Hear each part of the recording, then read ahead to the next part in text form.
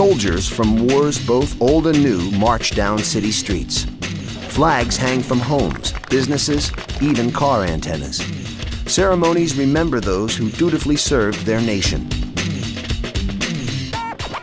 It's Veterans Day, or Remembrance Day, as it's known in much of the world, a time to honor members of the armed forces.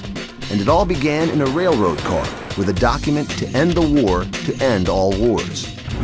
World War I, also known as the Great War, shocked the global community with its unprecedented toll in human life. Untold millions were killed. Germany was running low on manpower and supplies, so they agreed to sign an armistice, or truce, in the French commander Ferdinand Foch's private railcar.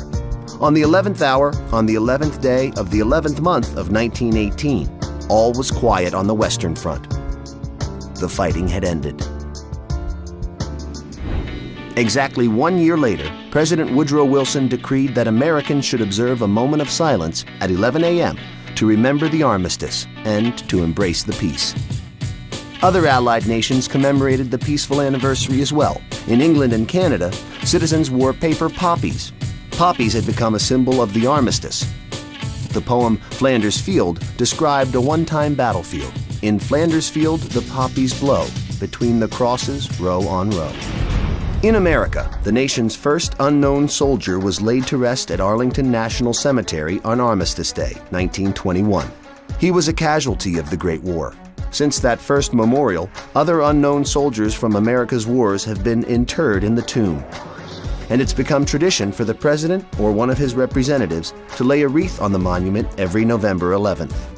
A resolution was passed in 1926 inviting all Americans to remember Armistice Day and the soldiers who fought so hard for peace.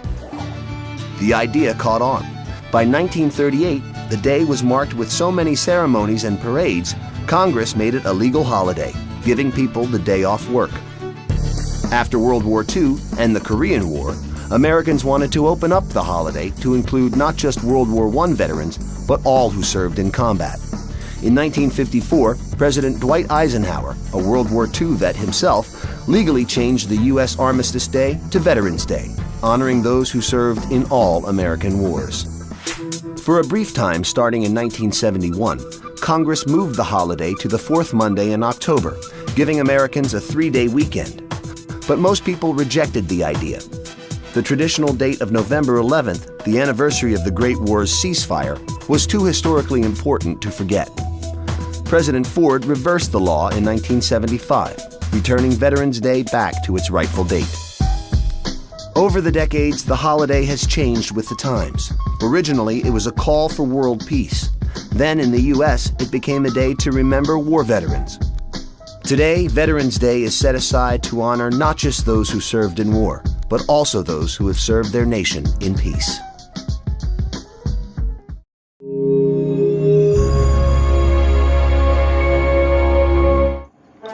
Thank you for taking time to learn more about Veterans Day.